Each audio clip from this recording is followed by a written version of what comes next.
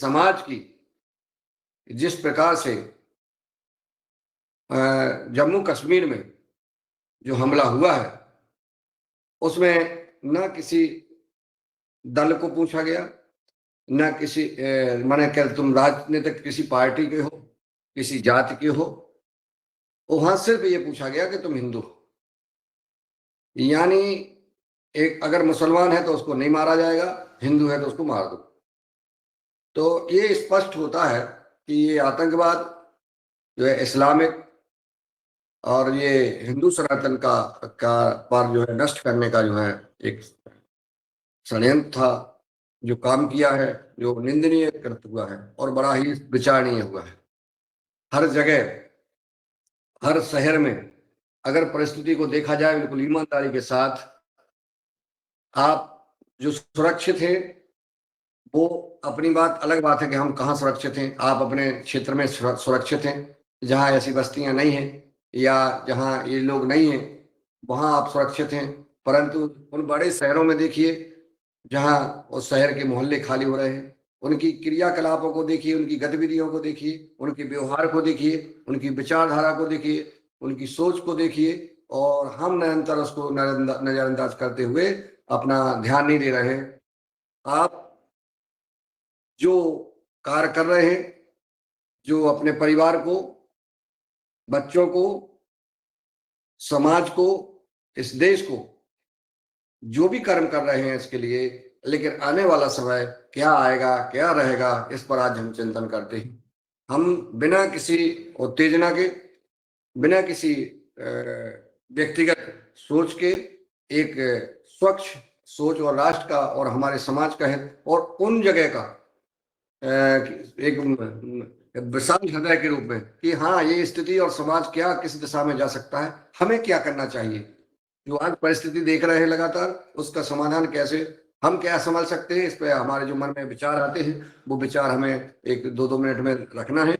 और सिर्फ लंबा नहीं खींचना है, क्योंकि हमारे बीच में जो भाई बहन जुड़े हुए हैं लगभग, तो वो जो भी अपना सुझाव रखना चाहते हैं एक दो मिनट में अपना अपनी बात रखें, और अपनी तरफ से कि जो मन में है या इसमें क्या समस्या का समाधान कैसे हो सकता है, हमें समाज में अपना क्या संदेश देना चाहिए, प्रयास हमें क्या करना चाहिए, जहां हम रहते हैं वहां हमें क्या प्रयास करना चाहिए, इस विषय पे हम चर्चा करेंगे, चिंतन करेंगे। तो आदरणीय रमेश चंद्र मेहरा जी ने हैंड रेज किया है, उनको पहले ले लेते हैं, बाद में हम जो है आमंत्रित करेंगे एक एक करके और आप लोगों का विचार चाहेंगे फिर। जी ओम, सदन को नमन। आज बहुत अच्छी चर्चा जो है हमारे मंच पे हो रही है। ये चर्चा तो परसों भी हुई थी और उसके पहले भी ये चर्चा चल रही है। अब हम ये देख रहे हैं, समझ रहे हैं, जो हम यदि राष्ट्रीय स्तर पर देखें, अंतर्राष्ट्रीय स्तर पर देखें, तो ये संस्कृति का जो भेद है, जो संस्कृति है हमारी, मुख्य रूप से 3 संस्कृति इस समय है।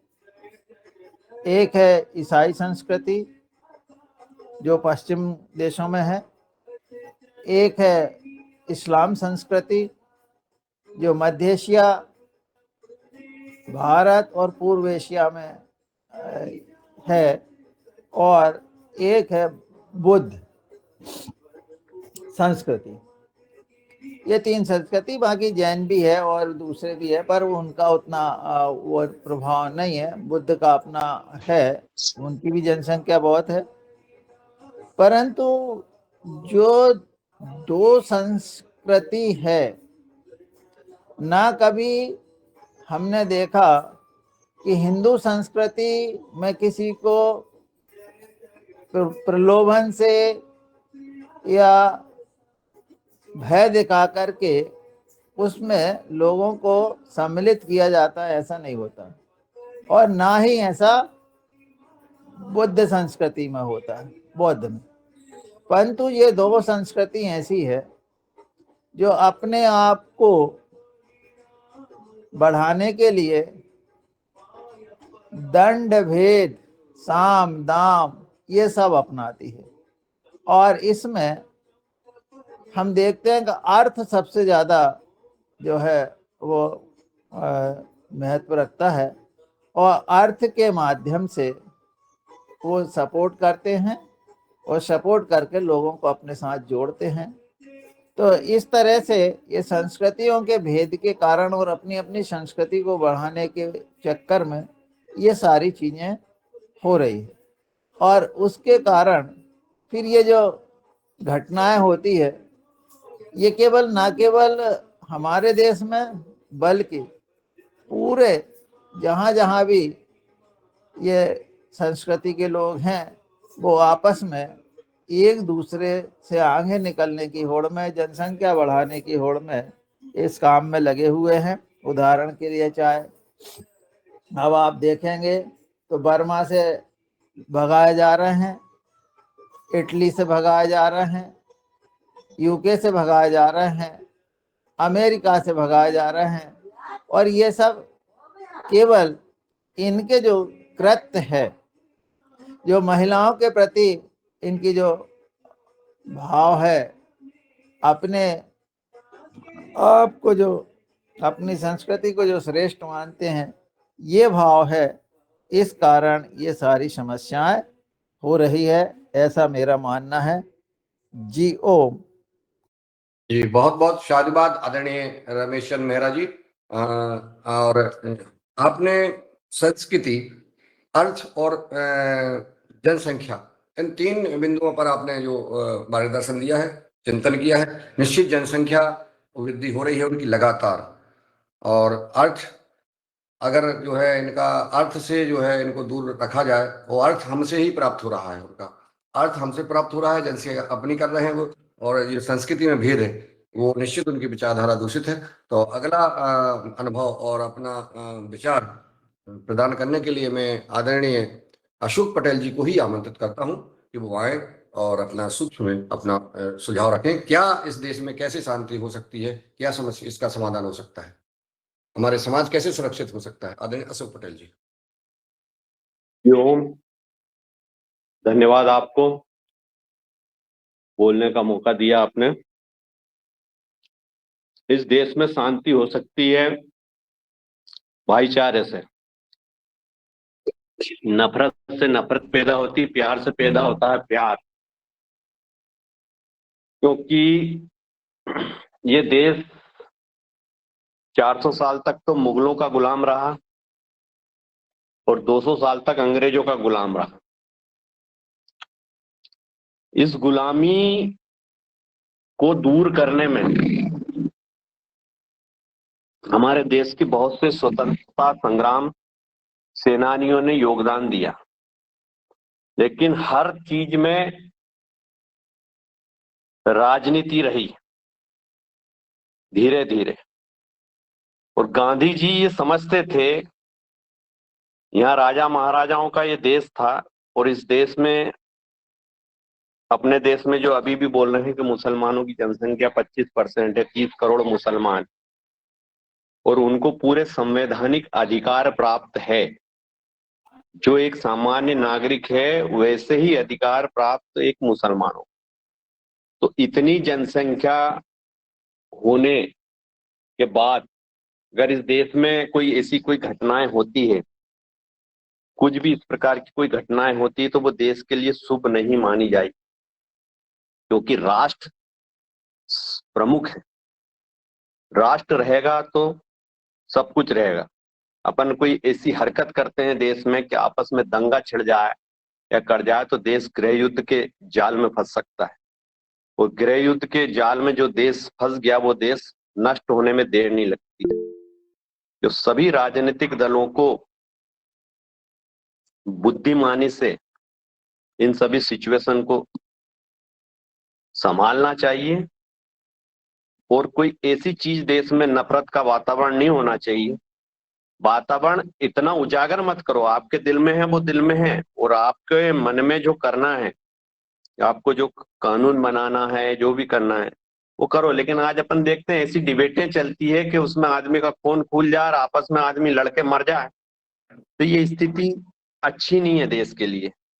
जी, बहुत जो सुंदर। डिबेट चल रही है, डिबेटें ऐसी होती है कि वो उसमें अपने को ऐसा लगता है कि ये हो क्या रहा कर राष्ट्र। ये सब चीजें महात्मा गांधी को मालूम थी, क्योंकि यहाँ तो बहुत से योद्धा पैदा हुए जिन्होंने देश की आजादी के लिए हमने योगदान दिया, लेकिन उन्होंने सत्य अहिंसा का पाठ इसीलिए पढ़ाया, और सत्य और अहिंसा के कारण ही उन्होंने इस देश में अंग्रेज, क्योंकि मुगल ने जो कहा, मुगल का धन तो यही था, लेकिन अंग्रेजों ने लूट के ले गए अपने देश का बहुत सा माल, पूरा लूट के ले गए। अंग्रेज लुटेरे थे, सबसे बड़े लुटेरे तो अंग्रेज थे अपने देश में, जिन्होंने 200 साल तक राज किया और इस देश का माल लूट के विदेश ले गए।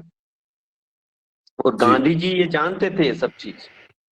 जी तो अशोक भैया, आपस में अगर ये देश में लड़के रहे कोई लोग, तो लड़ने में आजादी प्राप्त नहीं, तो उन्होंने सत्य अहिंसा का पाठ करके प्रेम मोहब्बत से आंदोलन और अनशन कर करके। ये बंद कर दो, ये माइक कौन का चल रहा है, ये माइक चल रहा है आपका मुन्नीलाल जी, हाँ इसको बंद कर दो, कर करके इस देश को आजाद दिलाया। तो हमारा तो एक ही है, हमने पूरी सब चीज का सिनेरियो ध्यान में रख के कि इन चीजों को ज्यादा बढ़ावा न देके और अपने को जो करना है इस राष्ट्र की रक्षा के लिए, राष्ट्र की सुरक्षा के लिए, वो सब अपना शासन, इस वक्त जो शासन सक्षम है शासन करने के लिए, और इस देश में कोई ऐसा वातावरण नहीं बनना चाहिए जिसमें आपस में देश के जो नागरिक हैं उनमें लड़ाई हो। और आपको ऐसी व्यवस्था अपने आप रूप समाज में आप बनाते जाओ, समाज में व्यवस्था जिससे कि सब लोग सुरक्षित हो। तो सुरक्षित कब होगा? जब शासन जनता का साथ देगा। भाई हमसे के तुम कर लो, हम क्या कर लें, पुलिस है, देश है, एक नागरिक कुछ नहीं कर सकता आज के समय। नागरिक है मानते हैं, लेकिन शासन का जो पावर है वो बहुत ज्यादा है। शासन कुछ भी कर सकता है, किसी का इनकाउंटर कर सकता है, किसी को सीबीआई सीआईडी कुछ भी करके कुछ भी कर सकता है। आम नागरिक तो शासन की मंशा के अनुसार कार्य करता है, और पूरा राष्ट्र इस वक्त सरकार के साथ खड़ा हुआ है। और सबसे बड़ा प्रश्न है कि ऐसी मानसिकता के लोग आए कहां से, ये घुस कहां से गए? और इन्होंने उसमें ऐसा नहीं है कि कोई हिंदू मुसलमान भी मरे, 2-3 मुसलमान मरे, ईसाई मरे, विदेशी मरे, सब। आतंकवाद का कोई चेहरा नहीं हो सकता। ये नफरत से नफरत पैदा नहीं होना चाहिए, मोहब्बत से मोहब्बत होना चाहिए, और इस राष्ट्र की रक्षा करना चाहिए। जी ओम, धन्यवाद। धन्यवाद अशोक भैया। क्षमा है, चूंकि थोड़ा सा ध्यान देना है, अगर एक व्यक्ति को थोड़ा सबके अगर सुझाव आ जाए, बहुत आपने अपना सुझाव, अपना मार्गदर्शन दिया, आपका बहुत बहुत शायदबाद, आपने अपनी बात रखी। अब और जिनको आमंत्रित करूंगा वह अपने सभा का ध्यान रखते हुए अपनी बात रखें। आदरणीय पवन कुमार साहू जी, अपने परिचय के साथ आप अपना सुझाव प्रदान करें। जी भाई साहब, सबको जय श्री राम। हेलो जी सर, सब म्यूट रहते हैं आदरणीय पवन कुमार जी, और आपका स्वागत है। आप अपना परिचय देकर के अपनी बात रखने का कष्ट करें। जी, मैं पवन कुमार साहू लखनऊ जिले से मलिहाबाद दशहरी आम वाले क्षेत्र से मैं हूँ। और मैंने अभी आप लोगों की बातें सुनी, तो जिस प्रकार से अशोक जी ने अपनी ही बातों में गांधी जी का उदाहरण दिया, तो क्या मैं ये जानना चाहता हूँ कि गांधी जी का उदाहरण ही आप क्यों देते हैं? आप सभी लोग जानते हैं कि गांधी की वजह से ही देश में ये सारी पोजीशन हम लोगों की है इस समय। मेरा आदरणीय पवन कुमार जी, मेरा विषय ये नहीं है कि अगर कोई कहता है तो उसकी बात पे आप टिप्पणी करें। विषय है जम्मू कश्मीर में जो घटना हुई है उस पर देना है आपको। जिसने दिया है वो उनकी बात है, उनकी व्यक्तिगत विचार है। हमारे और अन्य लोगों के व्यक्तिगत विचार है, उसको कटाक्ष नहीं करना है। ये डिबेट नहीं चल रही है, ये हमारे पे आप अपने विचार दीजिए। उनके कहने से कोई उनके विचार है व्यक्तिगत, उस पर नहीं बोलना है। आपको बोलना है घटना पर कि ये घटना हुई है, हम कैसे सुरक्षित हों, हमें क्या करना चाहिए। जी, तो उस घटना से भाई पूरा भारत शब्द है भाई, दुखी है। मेरी भी संवेदनाएं उन सभी परिवारों को है। मैं यही चाहता हूं कि जो अपने परिवार के मुखिया होते हैं, बच्चों को डांस वांस के लिए सिखाते हैं बच्चियों को, तो वो डांस के बदले अगर सेल्फ डिफेंस सिखाएं तो ज़्यादा अच्छा रहेगा, ताकि वो अपनी सुरक्षा स्वयं कर सके आने वाले समय में। तो शिक्षा के प्रति साथ साथ वो अपने जो है मार्शल आर्ट वगैरह की शिक्षा भी दिलाने की कोशिश करे, ज़्यादा अच्छा रहेगा। बस मुझे यही कहना था। जी, बहुत बहुत धन्यवाद आपका। आपने एक जो सुझाव दिया है, यह ऐसे ही सुझाव चाहते हैं। क्योंकि आपको समाज सुन रहा है, देश के विभिन्न राज्यों से हमारे जो भाई बहन युगहर में जुड़े हैं वो सुन रहे हैं। हम आपसे आदरणीय पवन कुमार साहू जी जो लखनऊ से जुड़े हुए हैं, उनसे ये शिक्षा मिली है कि जो बच्चों को हम डांस वगैरह सिखाते हैं, उसकी जगह हमें अपना साहस, अपनी रक्षा के लिए हमें ये जो है सिखाना है कि हम कैसे जो है आने वाले, जैसे हम बाजार में जा रहे हैं, मार्केट में जा रहे हैं, सड़क पे जाकर कोई किसी से सामना होता है तो हम कैसे जूझें। ये जूडो कराटे ये व्यवस्था सिखाना चाहिए। बहुत बहुत शादुबाद, बहुत बहुत धन्यवाद पवन कुमार जी। अब हम चलते हैं आदरणीय बिहार। अभी हम उत्तर प्रदेश से सुन रहे थे, अब हम बिहार चलते हैं। बिहार में आदरणीय रवि आदित्य जी से आमंत्रित करता हूं कि आप अपने सुझाव प्रदान करें। जी ओम सभी को। मैं संक्षेप में अपनी बात करना चाहूंगा। जैसे मेरी खुद की यात्रा थी जम्मू कश्मीर की 2017 की। मैं अपनी पूरी फैमिली के साथ वैष्णो देवी कटरा से और श्रीनगर होते हुए, पहली यात्रा मेरी थी श्रीनगर की। श्रीनगर में मैं 3 दिनों तक था और फिर वहां से हम लोग बाई रोड ही अनंतनाग के लिए आए थे। तो ये अनंतनाग और पहलगाम के लिए जो जिला की जो बात कर रहा हूँ उसमें पहलगाम के लिए, तो एक जो अभी चर्चा का विषय है, क्योंकि एक वहाँ इतनी शांति रही है कि आप कल्पना नहीं कर सकते हैं। तो मेरा व्यक्तिगत अनुभव मैं दोनों जगह से बताऊंगा कि श्रीनगर में एक मेरे रिलेटिव थे सीआरपीएफ में, तो हम लोग को उनके माध्यम से काफी सहयोग मिला। और उस माहौल में भी जब आप जाएंगे श्रीनगर से गुलमर्ग की ओर या श्रीनगर से सोनमर्ग की ओर या फिर ये पहलगाम की ओर, तो आपको कंफर्टेबली जो है, जब तुलना दोनों में करेंगे तो गुलमर्ग से ज्यादा अच्छा आपको सुकून की ओर जो डालेगा वो सोनमर्ग और फिर इधर पहलगाम का चित्र आपको लगेगा। पहलगाम में जो जो चूक का जो मुख्य विषय था, जो उस वक्त व्यक्तिगत रूप से मुझे भी फील हो रहा था, ये स्थानीय लोगों का, क्योंकि उनका व्यापार वहां जुड़ा हुआ है, वो लोग एकदम इंसिस्ट करते हैं कि आपके लिए मजबूरी है। जैसे आप गुलमर्ग भी जाएंगे तो एक लेवल तक गाड़ी आपको लेके चली आएगी, वहां से जब गंडोला राइड आप लेंगे तो या तो आप पैदल जाएं या घोड़े पर बैठे, क्योंकि गंडोला राइड के लिए भी आपको घोड़े की आवश्यकता है। तो ठीक है, वहां विकल्प नहीं है, वहां एक बाइक चलती है। लेकिन पहलगाम में कंपलसरी हो जाता है कि आपको पिट्ठू लेना ही पड़ेगा, जो घोड़ा जो बोलते हैं ना खच्चर, वो आपको लेना ही लेना होगा। और इतनी कंजेस्टेड है जो ऊंचाई है, जो मिनी स्विट्जरलैंड जिसको कहते हैं, तो वहां पे ये कहना कि सरकारी चूक तो अपनी अलग बात है, लेकिन वहां पे पहुंचना, जैसे हम मेरी जो बुकिंग थी उस जगह की मेक माई ट्रिप से हुई थी। तो एक जो स्थानीय चूक होती है, जैसे लोग यात्रा पर जाते हैं, कहीं किसी लोकेशन पे गए तो स्थानीय टूर ऑपरेटर्स होते हैं, उनको वो लोग अप्रोच करते हैं। तो कभी भी इस तरह के टूर में आप जाने में लोगों से हड़बड़ाहट में होती है या जिस वजह से भी होती है, आपको बाहर वाले टूर ऑपरेटर से ना लेने से जो ऑथेंटिक साइट है उसके थ्रू आप जाए।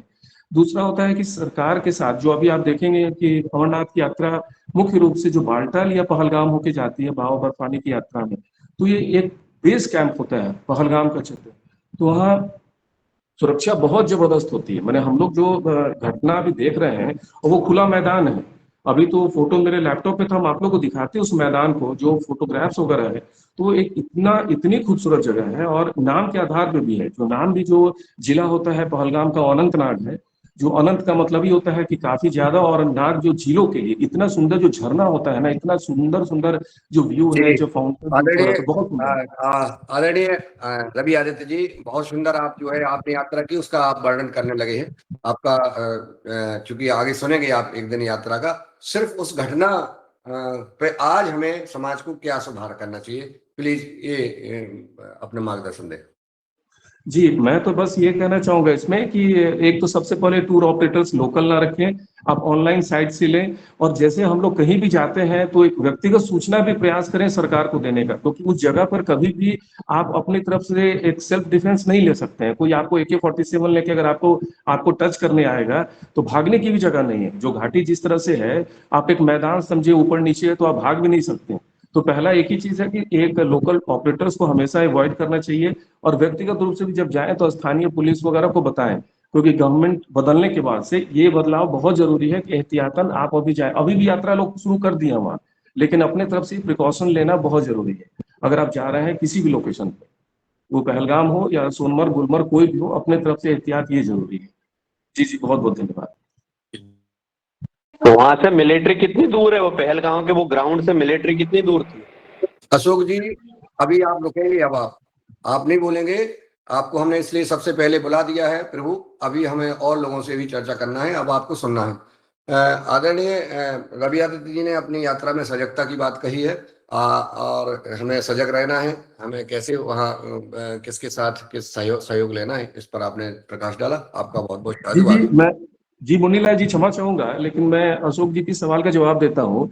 क्योंकि जिस तरह का संरचना बना हुआ है स्थानीय लोगों के सपोर्ट के कारण ही, क्योंकि रास्ता ऐसा पगडंडी और कीचड़ वाला रहता है वहां पे कि, और मिलिट्री को आने में कम से कम अगर आप इंफॉर्मेशन जाएगी भी तो कम से कम 1 से 1.5 घंटा लग जाएगा, आप ये मान के चलें। और अगर पहले से सूचना रहती है तो ये फोर्स काफी अलर्ट रहती है। तो आप इस चीज में कभी भी जो चूक से ज्यादा और इतनी भीतरघात रहती है ना लोगों के बीच में, कि आप अंदाज जी नहीं कर सकते कि हमारे साथ जी कौन जी। घूम रहा है। जी जी, धन्यवाद। ये युवाहार कार्यक्रम में जो दूसरा सत्र आज रखा गया है, ये एक दूसरे का जवाब देने के लिए नहीं और सवाल करने के लिए नहीं, प्लीज अनुशासन का ध्यान रखें। और हमारे इस घटना में, चूंकि घटना से हम आहत हैं, हमारा देश नहीं पूरा विश्व आहत है, इसमें हमें क्या सजग होना है, हमारे समाज को क्या सजग होना चाहिए, हमें व्यक्तिगत रूप से हम जो असुरक्षा महसूस कर रहे हैं उस पर बुद्धिजीवियों से, विद्वानों से हम अपना सुझाव आमंत्रित करना चाहते हैं। आप हैंड रेज करने का कष्ट करें तो हम आपको आमंत्रित करेंगे, नहीं तो हम इस क्रम में आमंत्रित कर रहे हैं जो यहाँ उपस्थिति हमें दिख रही है। तो मैं आदरणीय बने सिंह आर्य जी को सादर आमंत्रित करता हूँ, फिर मैं आदरणीय रोशनलाल जी को आमंत्रित करूंगा। आदरणीय बने सिंह जी, अपने सूक्ष्म समय का ध्यान रखते हुए हमें 2 मिनट से ज्यादा नहीं लेना है और अपनी मूल बात कहते हुए, अब किसी का जवाब नहीं देना है, अपनी विचारधारा, अपने जो मन में आपके सुझाव है वो देना है। जी। सदन को प्रणाम। अपने देश से जब गुलाम था और राजाओं का राज अपने देश में हुआ करते थे, तो क्या होता है, एक राजा दूसरे राजा के भेदभाव के कारण ही ये इस्लामिक की संख्या पनपी अपने देश में, और स्वतंत्र राज्य की बिगुल बजाई थे महर्षि दयानंदन जी। ये 100 राज्य अपने भारत में स्थापित हो, तो एक दिन ऐसा समय आया कि 100 राज्य की स्थापना हो गई और सारे राज्य भंग हो गए। तो आज जो अपन विवादित बयान ना दे करके अपन चाहें कि जो मुस्लिम लोग जो अपने देश के अंदर रह रहे हैं, उनको राजाओं के राजकाल में उनको प्रताड़ित करके ही मुस्लिम बनाया गया है, मार काट पीट करके उनको प्रताड़ित करके ही मुस्लिम बनाया गया है। तो क्यों ना हम ऐसा अभियान चलाया जाए कि उनको हम में सम्मिलित किया जाए कि आप हमारे खून हो, आप हमारे वंशज हो। अपने कुटुंब परिवार में जो बाहर रहते हैं ना, जो देश का और अपने परिवार का इतिहास रखते हैं, ऐसे सभी सामायिक इन जमातों को और अपने देश के आर्य समाज के बड़े बड़े विद्वानों को बुला करके बिठा करके इनको समझाने के बाद अपनों में सम्मिलित किया जाए तो बहुत बड़ा बदलाव देश के अंदर ला सकता है। और एक अभियान चलाया जाए, हमारे भाई है, कभी किस समय में बिछड़ गए थे, हम उसको वापस गले लगाना चाहते हैं। ऐसा अगर अभियान देश भर में चलाया जाए तो हो सकता है कि ऐतिहासिक देश का बदल सकता है। जी ओम। बहुत महत्वपूर्ण बात आपने कही है, यही यही सुझाव चाहिए, क्योंकि ये लगातार रिकॉर्ड हो रहा है और समाज में हमारे सब भाई बहन सुन रहे हैं। इन्हीं विचारों के लिए हमने यह कार्यक्रम रखा है कि आपने रखा है। आदरणीय बने सिंह आर्य जी हैं, जिला आगर मालवा मध्य प्रदेश से। आपने कहा है कि देखिए सभी मुस्लिम एक जैसे नहीं होते हैं, निश्चित ये बात सत्य है। और मुस्लिम भाई बहन जो हमारे ही थे, तो उनको जो हमारे इसमें आना चाहते हैं वो आए, उनका स्वागत करें, उनको समझाएं, और हम अपने इसमें आर्य समाज की विशेष भूमिका रहेगी आने वाले समय में। तो मैं चाहूंगा कि इस विषय पर हम लोग और आगे चिंतन करेंगे। बहुत बहुत शादिबाद बने सिंह जी।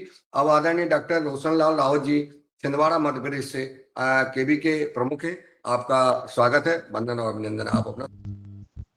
जी जी आदरणीय, बहुत बहुत धन्यवाद। सदन को सादर नमन। बड़ा चिंतनीय विषय है और इस पे थोड़ी सी गहराई में भी जाने की जरूरत है। जैसा एक बार जो अपना मलेशिया है वहां पर रामायण होती है, रामायण का मंचन होता है। तो जवाहरलाल नेहरू वहां गए तो वहां के सम्राट से उन्होंने बोला कि आप तो मुसलमान हो, ये रामायण क्यों आप वो कर रहे हो? तो बोले हमने धर्म बदला है, पूर्वज नहीं बदले। तो हमको कहीं ना कहीं चीजों को बताने की आवश्यकता है और इसकी जन जागृति फैलाने की आवश्यकता है। जहां भी हम अपने मुस्लिम भाइयों से मिलते हैं तो उनके बीच ये पहुंचाएं कि आप हमारे हो, आप वहां से नहीं आए हो, अरब से नहीं हो, पहली बात। दूसरी बात, इनको जो कुरान का कल्चर है कि कुरान की जो आयतें कहती है कि जो भी दुनिया में दूसरे लोग हैं वो काफिर हैं, तो ये हमको हमेशा दिमाग में रखना है कि इनको बचपन से सिखाया जाता है, चाहे बच्चे हो बड़े हो, तो वो चीजें जो उनके दिमाग में है उस चीज को प्यार से कम करने की आवश्यकता है कि ये जो तुमको बताया गया है ये सच नहीं है और इससे विनाश होगा। क्योंकि समाज में साथ साथ रहने के लिए हमें एक दूसरे को मिलकर ही रहना पड़ेगा, नहीं तो विप्लव आ जाएगा, हम सिर्फ लड़ मरेंगे और हिंदुस्तान जो हम बात कर रहे हैं ये एक नहीं रह पाएगा। और दूसरा, हम अपने जो जैसे कुरान की शिक्षा मदरसों में दी जाती है, तो इनका बच्चा बच्चा जो है मदरसा जाता है, तो हम भी ये पहल करें कि हमारे बच्चों को भी हम बचपन से मंदिर जाने की आदत डालें। तो अगर आप शुरू से कोई ऐसी ऐसी पहल चालू हो कि वो कम से कम उसे रामायण महाभारत की जानकारी हो बच्चों को, हर बच्चे को, हर महाभारत ना हो, गीता और रामायण की जानकारी तो हो। तो ये और तीसरा जो अभी हमारे एक भाई ने कहा था कि सेल्फ डिफेंस, मैंने अपने दोनों बच्चों को जब छोटे थे तब से मैंने उनको कराटे में डाला था, क्योंकि मुझे मालूम था कि समाज में कहीं ना कहीं चीजें ऐसी होगी जो वो तो मैंने बिटिया को भी कराटे सिखाया और बेटे को भी। तो हम प्रयास करें कि आत्मरक्षा की भी बात करें और समाज रक्षा की भी बात करें, तो निश्चित रूप से कहीं ना कहीं हमें फायदा मिलेगा। और अपनी चीजों को पहले समझे। ये जो दूसरे धर्म में लोग जा रहे हैं, कई सारे धर्म आज चल रहे हैं, तो वो दूसरे धर्म में जा रहे हैं, तो उनको ये समझाएं कि आपका जो आपके पास है वो कितना अच्छा है, उसको समझ लें, फिर दूसरे की बात करें। जी ओम। जी बहुत सुंदर आदरणीय डॉक्टर आलन रावत जी, आपने जो बात कही है बहुत महत्वपूर्ण बात करी है। हमारा धर्म जो है नहीं बदला है, धर्म बदला है, पूर्वज नहीं बदले हैं, हमारे पूर्वज वही हैं। तो हमें जो कुरान की आयत और काफिर बताया जाता है। बहुत सुंदर आपका सुझाव। अब मैं चलता हूँ आगे। आदरणीय CM राय साहब, आप गाजियाबाद उत्तर प्रदेश से हैं, आप अपना सूक्ष्म में अपनी सुझाव रखें। जी ओम, सदन को प्रणाम। मेरा मानना ये है कि जिसको एकदम प्रारंभ से जब वो पैदा होता है उसी से उनके व्यवहार में परिवर्तन लाते हैं, और जो बड़ा होता है तो कुरान की शिक्षा, मदरसे की शिक्षा उनके रग रग में भर जाता है। इसलिए वो हम लोगों से मिल के चलने में सक्षम नहीं हो पाते हैं, ठीक नहीं रह पाते हैं। मैं एक छोटा सा उदाहरण देता हूँ। मेरे पतरातू में मेरी पोस्टिंग थी, वहाँ पर एक मुसलमान इधर उधर भटक रहा था। एक रविंद्र जी सिंह जी थे, उन्होंने उसको देखा तो उनको दया आई और वो कहे कि क्या काम आप जानते हो? वो कहे कि हम जानते हैं कि सिलाई कर सकते हैं। तो कहे ठीक है, वो अपना पैसा इधर उधर से जुगाड़ करके उसको सिलाई का मशीन खरीदवा दिए, एक स्थान भी नियुक्त कर दिए। और जब वो कुछ हो गया तो उनको कहा कि चलिए हम आपको कलकत्ता घुमा लाते हैं। तो वो मित्रता की वजह से चले गए, और वहाँ जाने पर वो बताते हैं कि उसने कहा कि मैं एक हिंदू को पकड़ के लाया हूँ, इसकी बलि देनी है। तो उनकी जो पत्नी थी वो बहुत काफी अच्छी थी। वो पत्नी उनको कही कि आप भाग जाओ रात में, आपके के लिए यहाँ रहना ठीक नहीं है। वो गंजी और जंघिए में वो वहां से भाग करके वो पतरातू आए। इस प्रकार वो जान बचाए। किस प्रकार के ये घृणित लोग होते हैं, लेकिन सभी नहीं है। ठीक है कि सब लोग अच्छे, बहुत अच्छे लोग भी हैं, लेकिन हमें बहुत सतर्कता से इन लोगों के साथ अपना जीवन निर्वहन करना चाहिए। जी ओम। बहुत बहुत धन्यवाद आदरणीय राय जी, आपने अपना मार्गदर्शन दिया है। अब मैं आदरणीय धर्मेंद्र सिंह बुंदेला जी को सादर आमंत्रित करता हूँ, वो अपनी सुझाव रखें। जी नमस्ते भाई साहब। भाई साहब वो शाखा गए हैं पीयूष के लिए छोड़ने। आदरणीय प्रतिभा राजा बुंदेला जी। जी जी सर नमस्ते। हम बताना चाहते, एक अनुभव है हमारा। जब हम प्राइवेट स्कूल में पढ़ाते थे खनिया दाना, तो वहां पे प्रार्थना में सिर्फ गायत्री मंत्र का जाप होता था 3 बार। तो वहां पे जो मुस्लिम समाज की जो बच्चियां थी वो पढ़ने आती थी, लड़के भी।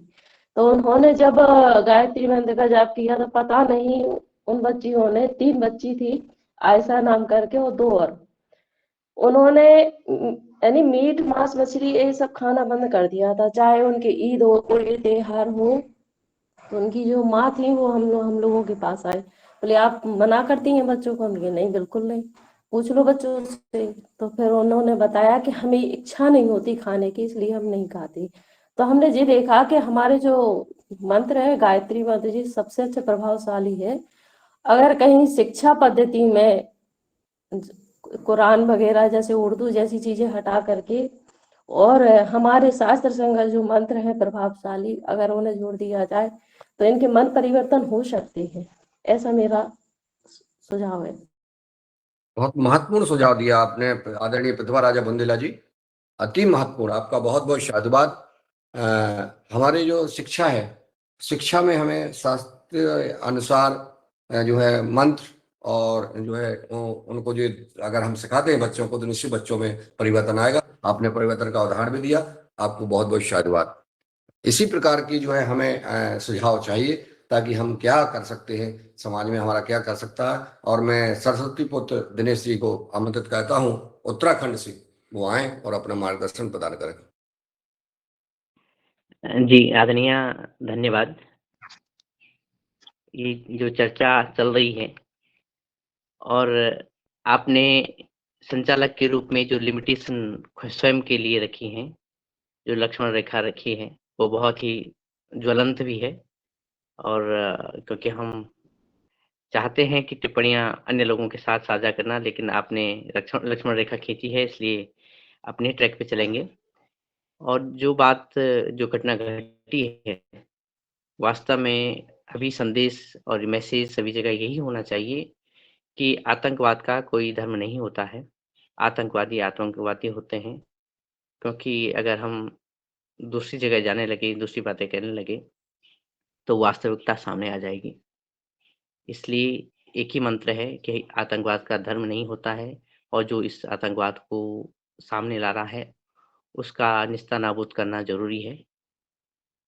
इसी के चलते सामंजस्य भी आएगा और समृद्धि भी रहेगी। अन्य बातें मैं सभी से सहमत हूँ। कहीं न कहीं उनकी जो भावनाएँ हैं, जो संदेश है, वो हमारे राष्ट्र की समन्वय के लिए बड़ा अच्छा रहेगा। तो कुल मिलाकर हम उन आतंकवादियों का और उस ताकत का जो कि हमारे देश के प्रति नुकसानदेही है, उसका प्रतिकार करें। हम भाई और चारे के साथ ही आगे बढ़ें, क्योंकि फिलहाल हमारे पास कोई दूसरा चारा नहीं है। तो अगर कोई चारा है तो उसको उगाएँ, लेकिन ज़ाहिर ना करें, शायद ऐसा लगता है। धन्यवाद। नागर में सागर भरना और कम शब्दों में, ये आपने मंत्र में शब्द कम होते हैं लेकिन ताकत विशाल होती है, उससे बड़ी कोई ताकत नहीं होती है। भाई और चारा में आपने अपनी बात रख दी है और हमारे बुद्धिजीवियों ने सुना है। अब इस पर हमें बस ध्यान देना है। बहुत बहुत शादबाद, और समय चूंकि कम था इसलिए आपने जो है अपनी बात रखी। मैं डॉक्टर किशोर दुबे जी को महाराष्ट्र से आमंत्रित करता हूँ, वो अपनी बात रखें। धन्यवाद मुनीलाल जी, चर्चा बहुत अच्छी चल रही। 2-3 बिंदु है। एक तो कि शिक्षा जो है वो शिक्षा बचपन से ही सभी धर्मों के प्रति आदर रखने की एक छोटी छोटी चीजें जो है कि हर धर्म में अच्छाइयाँ दी है, तो उसका विवरण एक छोटी सी किताब को लेकर वो सभी में अगदी बांटा जाता है, किया जाता है, तो उससे दूसरे धर्मों के प्रति आदर भी बढ़ेगा और नफरत निर्माण नहीं होगी। तो यह सभी स्तर पर करने की जरूरत है, सोशल स्तर पर, गवर्नमेंट स्तर पर, व्यक्तिगत स्तर पर। ये सबों धर्मों के प्रति आदर रखने की बात है। दूसरा कि सिर्फ किताबी शिक्षा से नहीं होता, तो दूसरों के जैसा अब हमने कई बार प्रयोग किए हैं, और इसलिए मैं दावे के साथ बोलता हूँ कि कभी भी हिंदू लोगों ने मस्जिद नहीं देखी, चर्च नहीं देखा। हम अपने छात्रों को और कई लोगों के लेके 10-15 साल में लेके जाता रहा, उनको मस्जिद दिखाया, गुरुद्वारा दिखाया, और साथ ही जो भी बच्चे थे उनको मंदिर, मस्जिद, गुरुद्वारा, बाकी सब ये है। यह होना चाहिए, इससे भाईचारा बढ़ेगा और एक दूसरे के प्रति आदर बढ़ेगा। हम कंपार्टमेंट्स में नहीं, हम गर्व से कहो हम ये है, गर्व से कहो वो है, तो इससे नफरत ही बढ़ती है। तो नफरत बढ़ाना जो है ये हमको खत्म करना पड़ेगा। तो एक दूसरे के जो धर्मस्थल है उनके प्रति जाना, उनमें सम्मान करना, ये जरूरत है।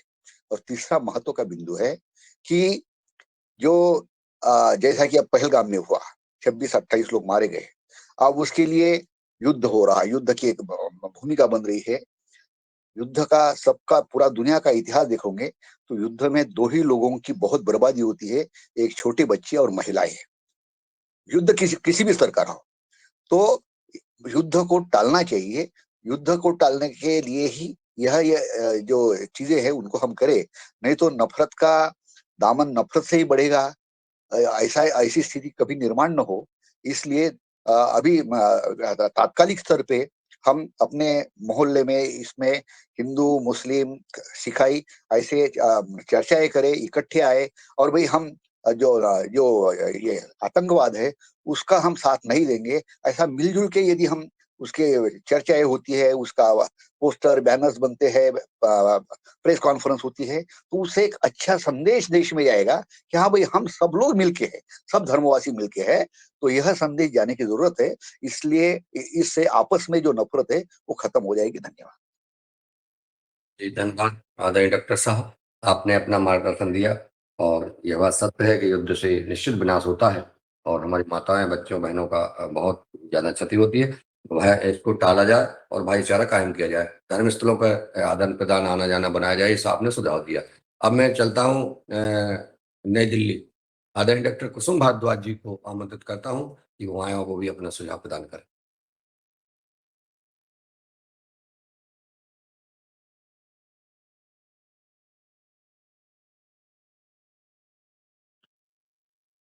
जी धन्यवाद। मुझे थोड़ी देर बाद में बोलती हूँ। मैं जरा अभी दूसरी जगह आई हुई थी तो अब यहाँ वो नहीं है।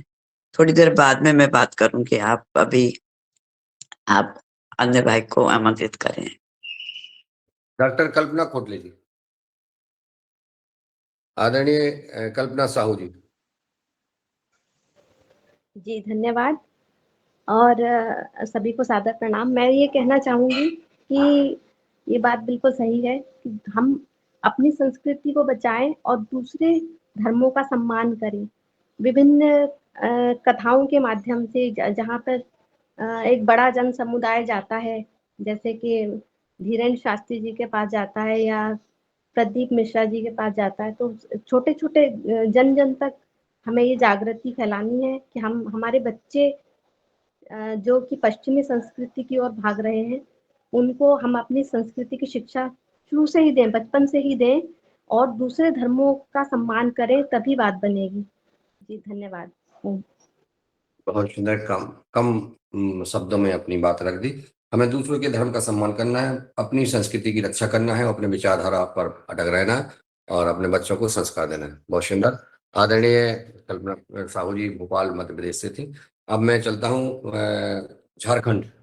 झारखंड में आदरणीय कृष्ण कुमार जी, जो हमारे लगातार इस कार्यक्रम के समूह से जुड़े रहते हैं, अपना काम कर रहे हैं, जिला प्रभारी कृष्ण कुमार जी, सादर आमंत्रित हैं, आप आए और अपनी सुझाव प्रदान करें। सादर नमन आदरणीय हमारे राज्य किसान प्रभारी जी को। और मैं रोज जुड़ने का प्रयास करता हूँ। सबों को मेरा नमन बंदन। इस जोगार कार्यक्रम में अभी 19 लोग बचे हुए हैं और बहुत से राज्य के लोग हैं, सब महाजन हैं। और कहा गया है महाजन ये न गतो सह पंथा। अब उस महाजन की बात करते हैं हम। 33 साल पहले एक पुस्तक जो महाजन हमारे आचार्य श्री रामधारी सिंह दिनकर ने लिखी है, उस पुस्तिका का नाम है संस्कृति के 4 अध्याय। और उस पुस्तक का विमोचन हमारे प्रथम प्रधानमंत्री स्वर्गीय जवाहरलाल नेहरू जी ने विमोचन किया। और उस पुस्तिका में आचार्य दिनकर जी ने हमारे राष्ट्रीय कवि श्री रविंद्रनाथ सॉरी रविन्द्रनाथ टैगोर जी की कविता का वर्णन वो किए हैं, लिखे हैं उसमें, और उसको हूबहू उतार दिए हैं। वो बंगला के कवि थे हमारे टैगोर जी।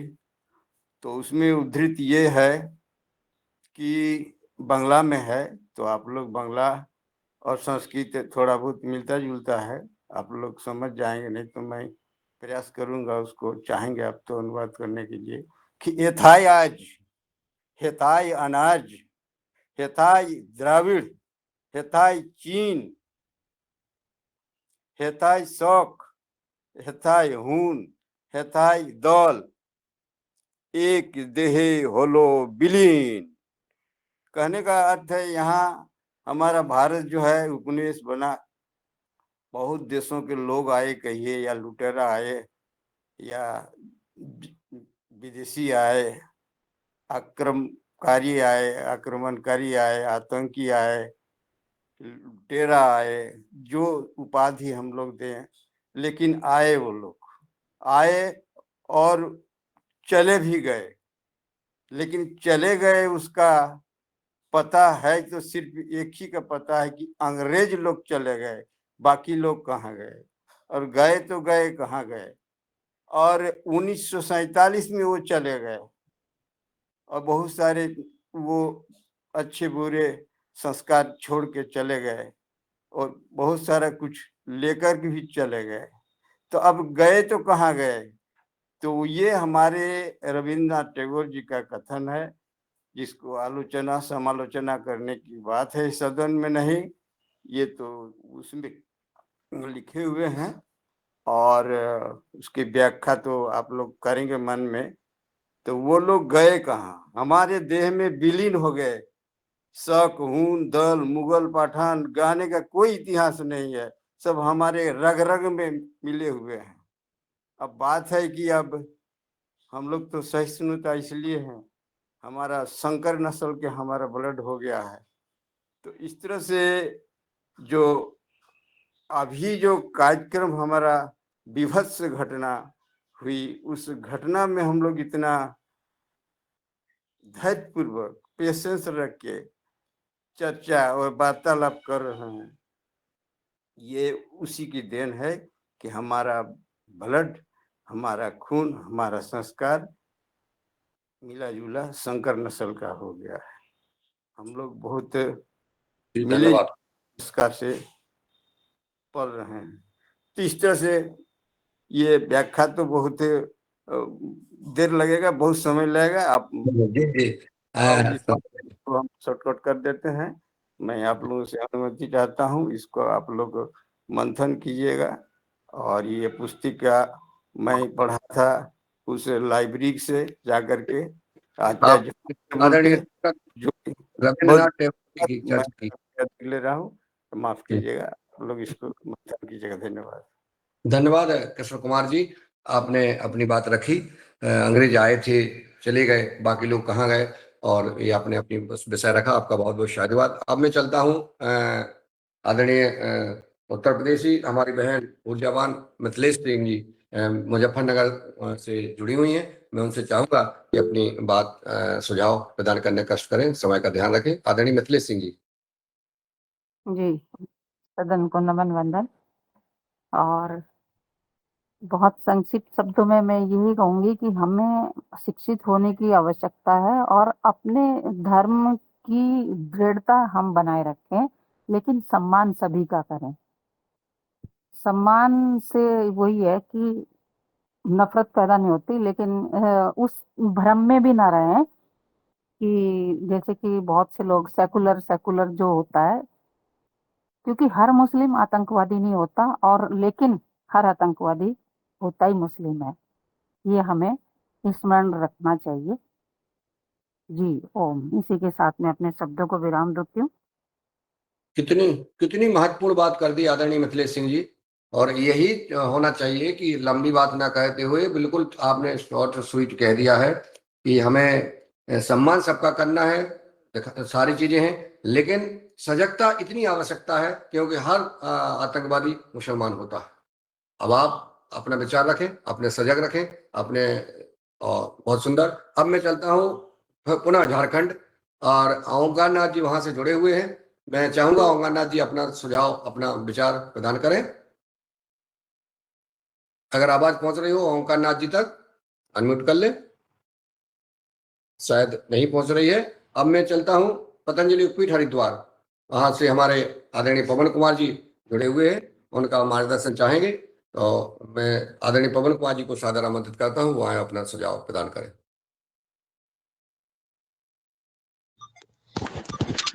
जी नमस्कार, धन्यवाद। आज की जो चर्चा है, सबके विचार हैं, सबका सम्मान भी है, सबका आभार भी है। और मैं एक दो कमेंट अभी देना चाहूँगा इस विषय पर। ये है कि पहली बात, ये जो घटना हुई है, इसको केवल एक आइसोलेटेड घटना नहीं देखते हुए मैं इसको ये कहना चाहूँगा कि इसका इसका अर्थ ये निकला है कि एक पर्दा बना हुआ था, वो पर्दा हट गया है। ये पर्दा हट गया है, इस विषय पर मैं बातचीत करूँगा आगे भी। तो मेरी अभी कुछ समय पहले चिंतन हुआ था, पिछले वर्ष से शुरुआत हुई थी। चिंतन ये था कि हमारे जो धर्म है, हम कई बार धर्मों की बातचीत करते हैं और हम उनको अपने-अपने चश्मे से देखते हैं, अपने दृष्टिकोण से देखते हैं। तो जो धर्म है, हर एक धर्म के बारे में अगर हम ये समझने का प्रयास करें कि उन धर्म की आध्यात्मिकता क्या है। केवल ऐसा नहीं हो सकता है कि केवल हिंदू धर्म है, उसी में ही अध्यात्म है। बाकी धर्म भी इसलिए बड़े क्योंकि उसमें कहीं न कहीं अध्यात्म छुपा हुआ था, उसका एक हिस्सा था, उनकी परंपरा का हिस्सा था। तो मैंने इस चश्मे से सारे धर्मों को समझना शुरू किया, उनका संकलन करना शुरू किया और हर एक धर्म की आध्यात्मिकता पर ध्यान रखते हुए, उसके जो जानकार व्यक्ति हैं, उनके साथ थोड़ा-सा संवाद करने का प्रयास किया।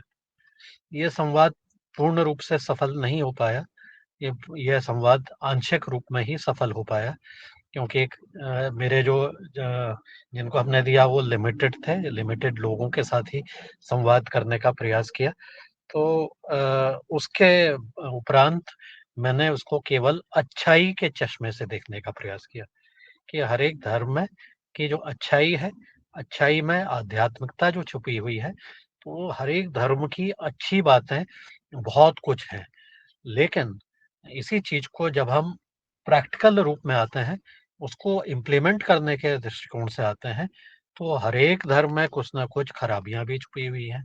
इसलिए उसमें जो चीज़ें हैं, हर एक स्थिति में कहीं न कहीं, और ये भी हम मान के चलें कि मछली जो है, जो तालाब है, उसमें 1-2 मछली ही सारे तालाब को कई बार गंदा कर देती हैं।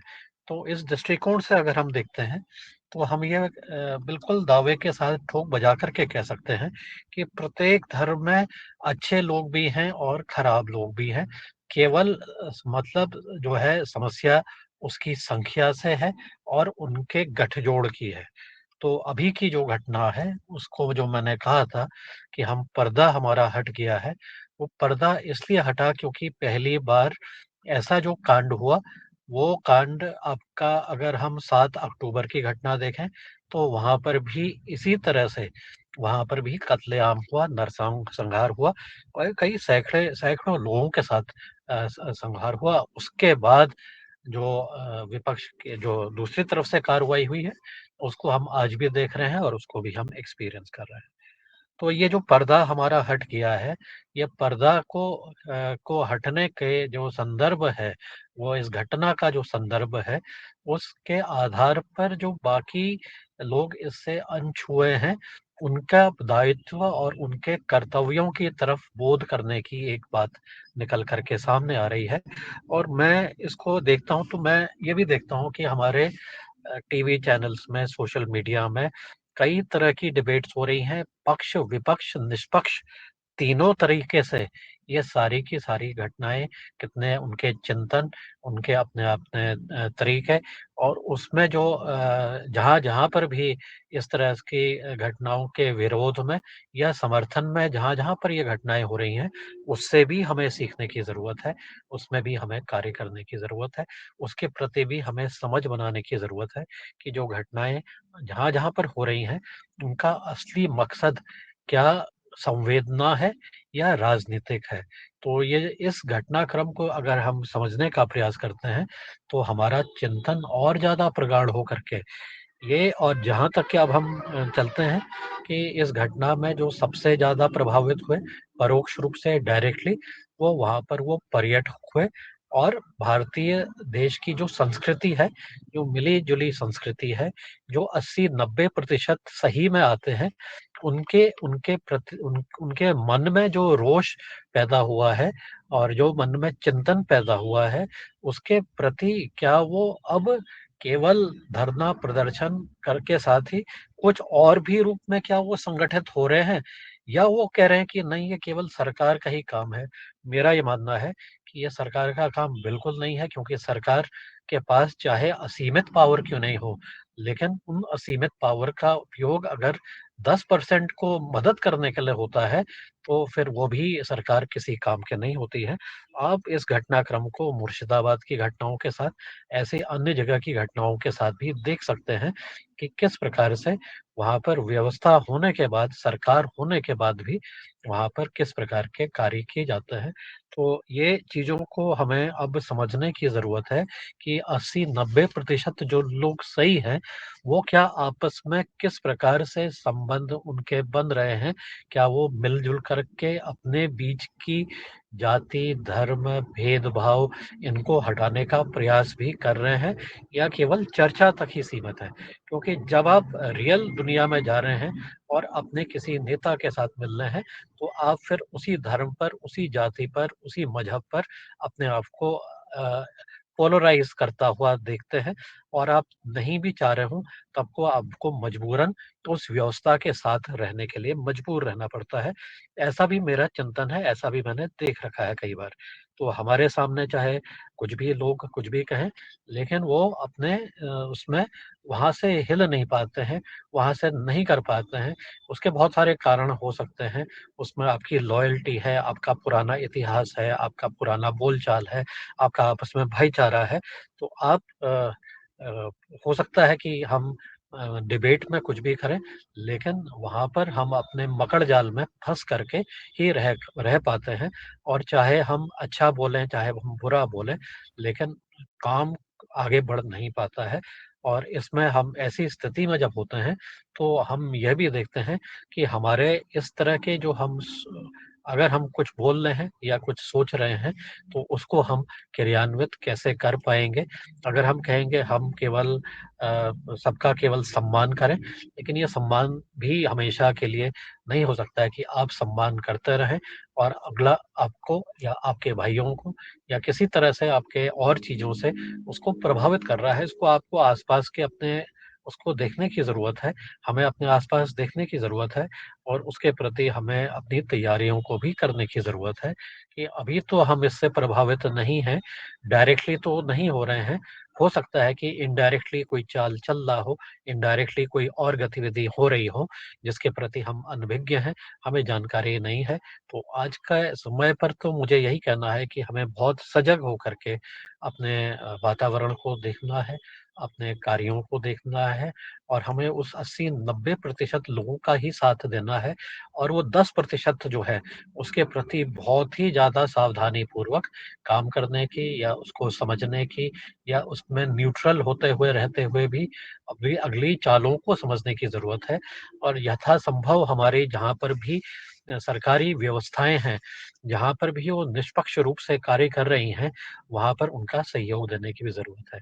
ये बिल्कुल संभव नहीं है कि हम केवल कहें कि पुलिस है वो हमें बचा लेगी, सरकार है हमें बचा लेगी, फ़ौज है हमें बचा लेगी। सब जगह की स्थितियाँ अलग-अलग हैं, अलग-अलग वहाँ के परिदृश्य हैं, अलग-अलग वहाँ पर लोगों की मानसिकता है। तो अगर हम बहुत ही ज़्यादा बटे रहे, कटे रहे, तो निश्चित रूप से उसमें आपको आज नहीं तो कल उसके दुष्परिणाम देखने को मिलेंगे। तो मेरा केवल अनुरोध है कि हम अपने आस-पास देखें, सजग रहें। बहुत सारे सुझाव आ गए हैं, हमें आत्मरक्षा का भी ध्यान देना है, हमने अपनी सुरक्षा का भी देना है, व्यक्तिगत रूप से, परिवार के रूप से और अपने मोहल्ले के रूप से, अपने गाँव के रूप से, अपने वार्ड के रूप से, शायद अपने शहर के रूप से भी। तो ऐसा अगर हम करेंगे तो उसमें ही हमारी सुरक्षा है और हम छोटे-छोटे कदम उठाते हुए अपने आप को सुरक्षित रखते हुए जो चालें चली जा रही हैं उसको हम समझें और इसका जो प्रभाव राष्ट्रीय स्तर पर, हमारे धार्मिक स्तर पर, हमारे अंतर्राष्ट्रीय स्तर पर जो प्रभाव पड़ रहा है उसको ऑब्जर्व करते रहें, उसको देखते रहें। डिबेट हम सबकी सुनें, सबकी अच्छी बातें भी सुनें, चाहे वो खराब भी बोल रहा है तब भी उसको सुनें, समझें, मानसिकता को समझने का प्रयास करें और हमें उस स्थिति में जो भी हम कर सकते हैं उसको करते हुए अपने आप को पहले के मुकाबले ज़्यादा संगठित, पहले के मुकाबले ज़्यादा हम बिखराव को के जो उल्टा होता है उसको बिखराव से बचते हुए संगठित होने का प्रयास करें।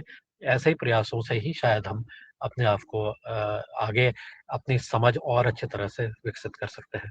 जी, धन्यवाद आपको। नमस्कार। धन्यवाद आदरणीय पवन कुमार सर, आपने जो है जो बताया है और लंबा चुकी आपने जो मार्गदर्शन दिया है, आपका 80-90% लोग सही हैं और इसमें हमें देखिए व्यक्तिगत रूप से, पारिवारिक और समाज और सजग रहना है। सजगता अति आवश्यकता है और हम सरकार पे न थोप करके हमारी जिम्मेदारी है। अपना अपना सुझाव मार्गदर्शन दिया, आपका बहुत-बहुत साधुवाद। अब चलते हैं PFSP PORI से हमारे हितेंद्र यादव जी, अगर आप जुड़े हैं, अगर सुन रहे हैं तो आप भी अपना सुझाव दे सकते हैं, अपना मार्गदर्शन दे सकते हैं। और मैं चलता हूँ आदरणीय प्रदीप राज वर्मा जी तक, नर्मदापुरम, मध्य प्रदेश। आप अपनी बात रखने का कष्ट। ओम नर्मदे हर।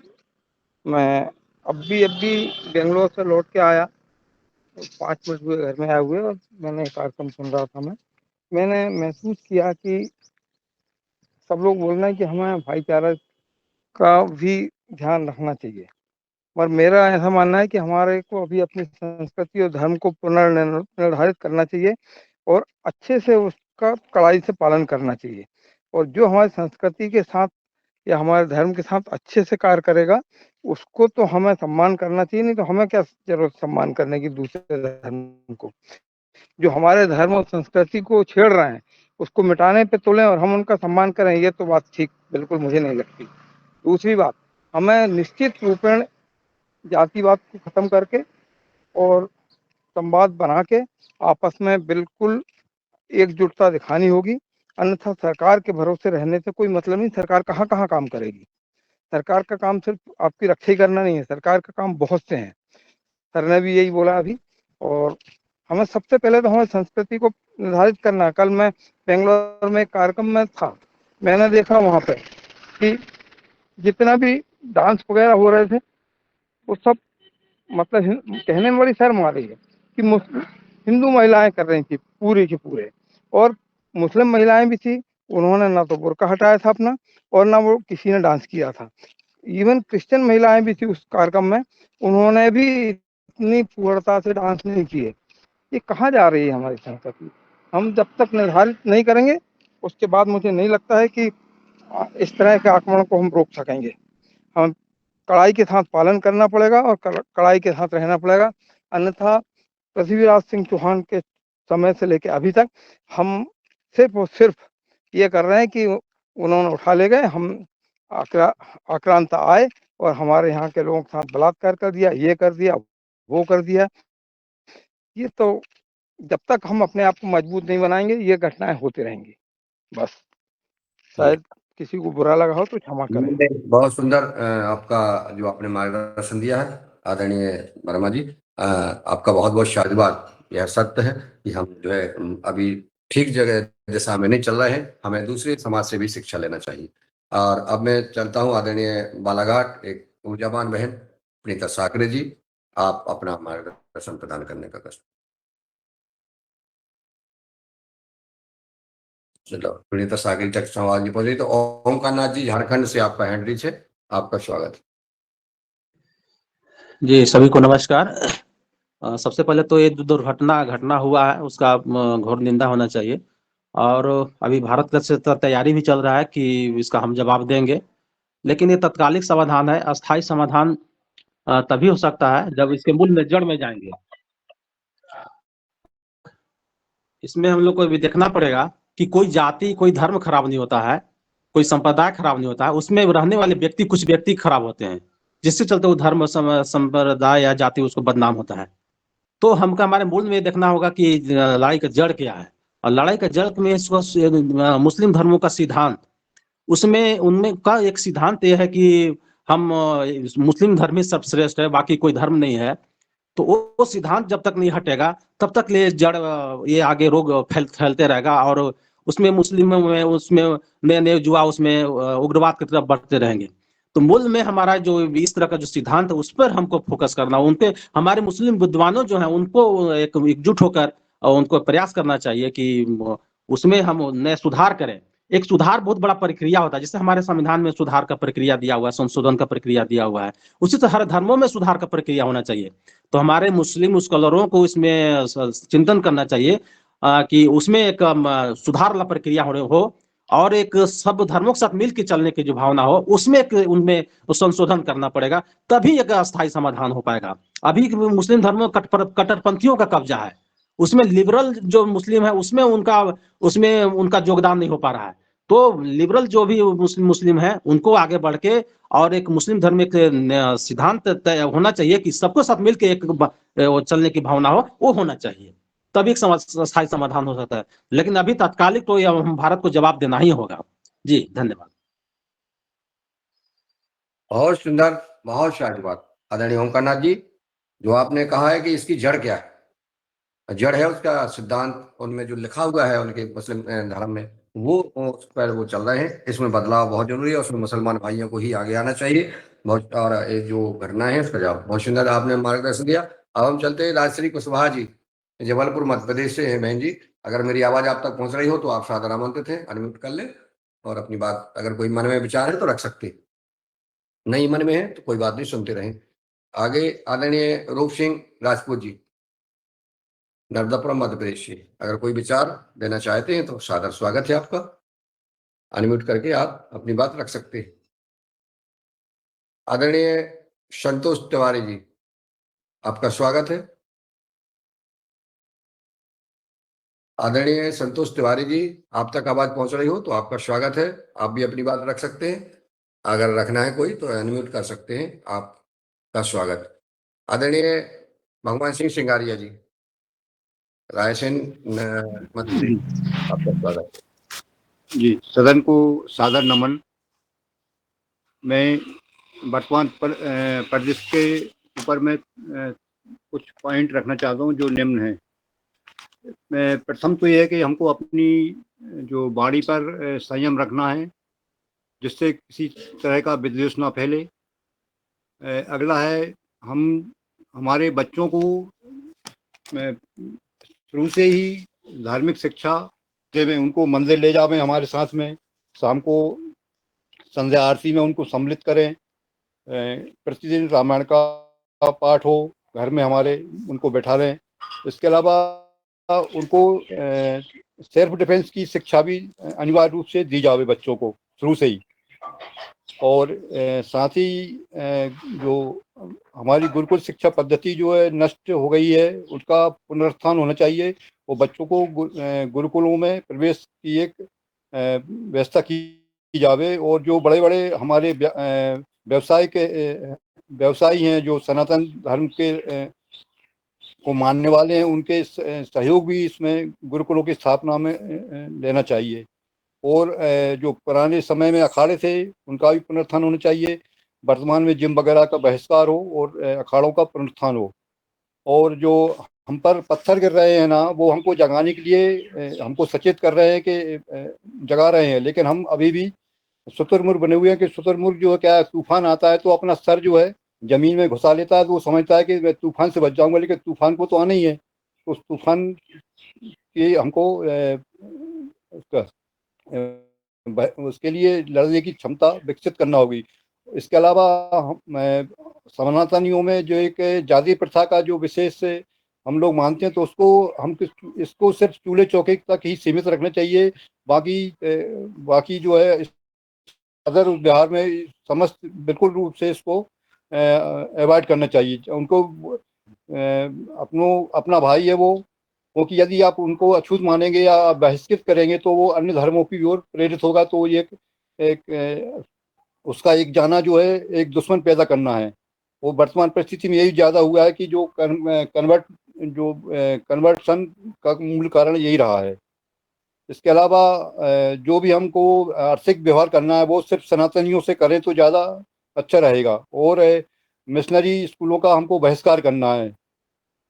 और जो हम जिस भी इष्ट देव को मानते हैं, उस इष्ट देवता का जो भी शस्त्र धारण करता है उसका हमको शस्त्र का प्रयोग करना भी आना चाहिए। सदन को सादर नमन। मैं अपनी वाणी को विश्राम देता हूँ। बहुत सुंदर आपका महत्वपूर्ण सुझाव आपने दिए। आपको बहुत बहुत शादीबाद।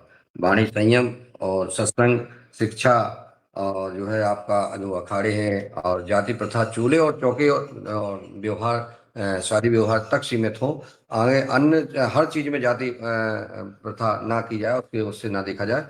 आपका आर्थिक बहिष्कार और मिशनरी स्कूलों का बहिष्कार, बहुत मुझे महत्वपूर्ण कुछ बातें आपने जो कही हैं, बहुत शादीबाद आपका। अब मैं चलता हूँ आगे। आदरणीय शरद वर्मा जी हमारे साथ जुड़े हुए हैं। उनका स्वागत, वंदन और अभिनंदन है। आप आइए और अपनी बात रखें, चूंकि इस विषय पर अपना मार्ग। जी, सदन को कोटि कोटि प्रणाम। आज की चर्चाएं बहुत महत्वपूर्ण है और हो रही हैं। जो चर्चाएं हैं इसमें मुझे ऐसा लगता है कि सनातनी धर्म को मजबूत करने के लिए कुछ बातें बड़ी इंपॉर्टेंट है जो होना चाहिए। सबसे बड़ी बात है एजुकेशन। एजुकेशन में ऐसी चीजें पढ़ाई जानी चाहिए जो सनातनी को फायदा करे। आज आप अकबर की कहानी पढ़ाकर, औरंगजेब की कहानी पढ़ाकर क्या बताना चाहते हैं और बच्चों को क्या सिखाना चाहते हैं? बार बार औरंगजेब का चैप्टर पढ़ेंगे तो क्या चीजें होंगी? ये चीजें हट क्यों नहीं पा रही हैं अभी तक? और इन चीजों का जो दुष्प्रभाव हो रहा बच्चों पर, कि अकबर की जो रानी थी वो एक राजपूत की थी, ये चीजें जो पढ़ी जा रही हैं ये कहीं ना कहीं किताब ही सिखा रही है और बार बार को उसको पढ़ने में आ रहा है। ऐसी चीजों को भी पढ़ाई में से हटाना चाहिए और पढ़ाई में ही आपको शस्त्र ज्ञान, ये सारी चीजों का चैप्टर होना चाहिए। अगर आप एक चैप्टर खेल का रखते हैं तो एक चैप्टर कम से कम शस्त्र चलाने का होना चाहिए। आज हमारे कोई भी देव देवता की फोटो बगैर शस्त्र के नहीं है। जितने भी देवी देवता हैं वो बगैर शस्त्र के नहीं है। हनुमान जी है तो गदा है, तो वो गदा रखने के लिए नहीं देखी गई है कि भैया वो इनको रखी बस पूजा करो। आप इनको अपने ईश्वर से सीखना है और अगर जरूरत पड़ती है, आपके ऊपर कोई संकट आता है तो आपको चलाना भी आना चाहिए। ये चीजें होनी चाहिए। लाइसेंस प्रथा जो है वो भी भारतवर्ष की बहुत कठिन विद्या है। आज मेरे गन के लाइसेंस में इतनी दिक्कत गई कि मुन्नीलाल सर जानते हैं, एक शस्त्र के लाइसेंस जो सही है वो लेने में इतनी ज्यादा परेशानी, और जिसको उपयोग करना है, आज इतनी बड़ी वहां पे घटना हुई तो किसी के पास एक पिस्टल नहीं। तो ये क्या कारण है? क्योंकि भारतीय में शस्त्र का लाइसेंस लेना बड़ा कठिन कार्य है। उसको इजी बनाना चाहिए जिससे आदमी अपने कम से कम हथियारों को अपने साथ रख सके और कभी जरूरत पड़े तो आत्मरक्षा के लिए उपयोग कर सके। इतने सारे 50 वहां के वो आदमी थे, उनके पास एक भी शस्त्र नहीं था। लाइसेंस की प्रक्रिया इतनी वो है कठिन है कि अगर आपको लाइसेंस मिलेगा तो उन्होंने कहा था वो जिले के बाहर नहीं ले जा सकता, एमपी के बाहर नहीं ले जा सकता, पूरे देश में यहाँ नहीं ले जा सकता। तो ये सारी चीजें जो है ये होनी चाहिए।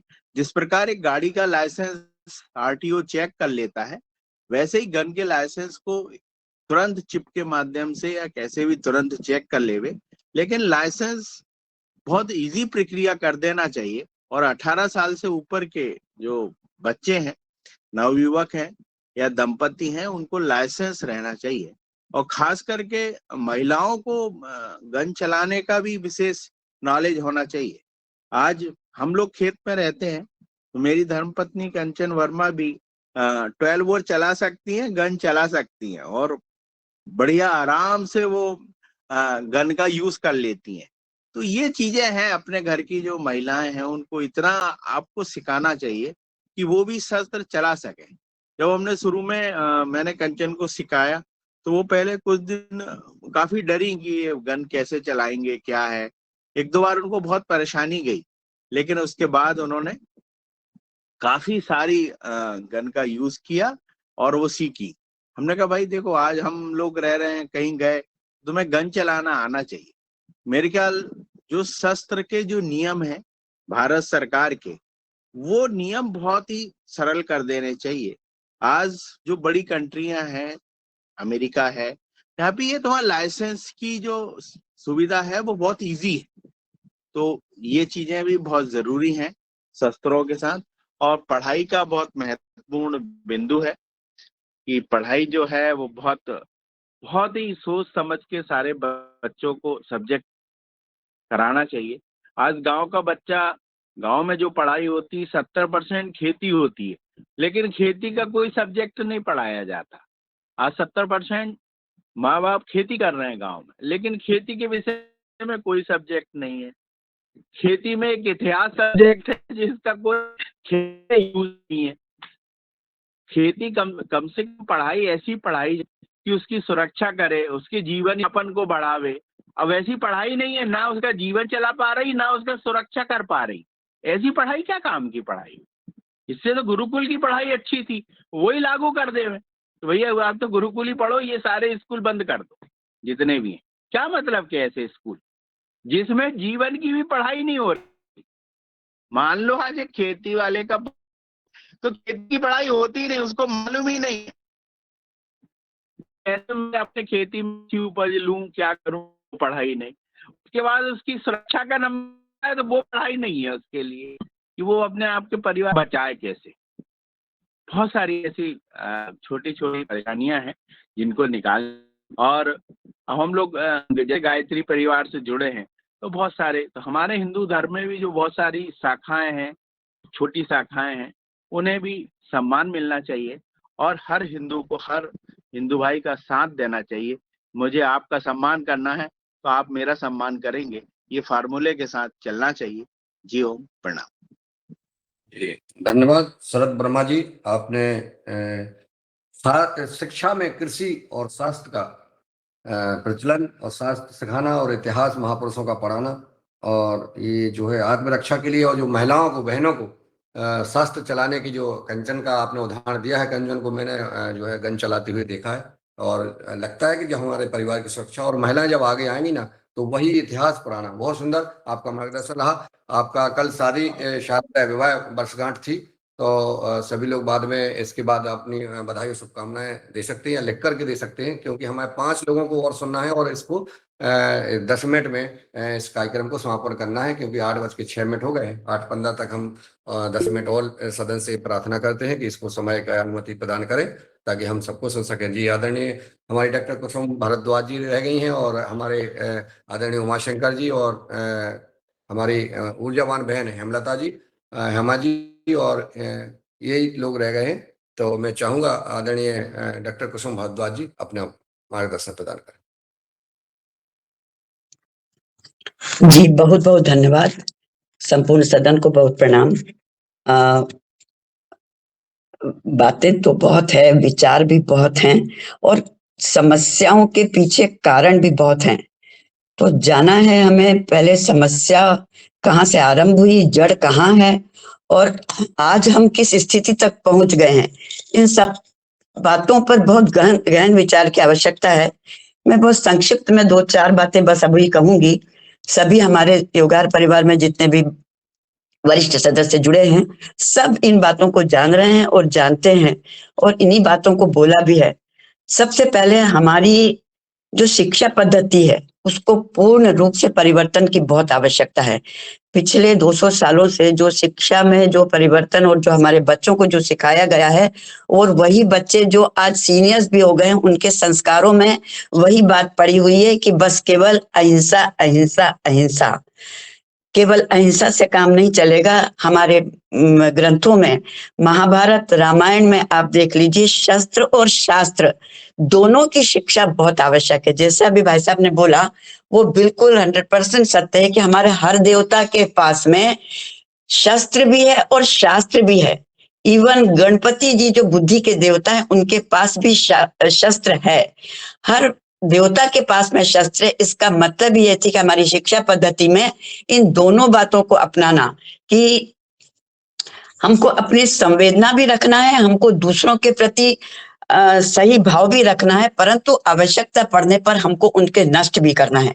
राम ने राक्षसों को नष्ट किया, एक सीमा के बाद उनको नष्ट करने का ही उन्होंने के लिए हथियार उठाए। कृष्ण ने एक सीमा तक संधि प्रस्ताव रखने तक संधि प्रस्ताव भी रखा उन्होंने अंत तक, और उसके बाद भी जब देखा कि सामने वाला तैयार नहीं है तब शस्त्र ही उठाना पड़ा। और शस्त्र उठाने के लिए भी जब अर्जुन कायर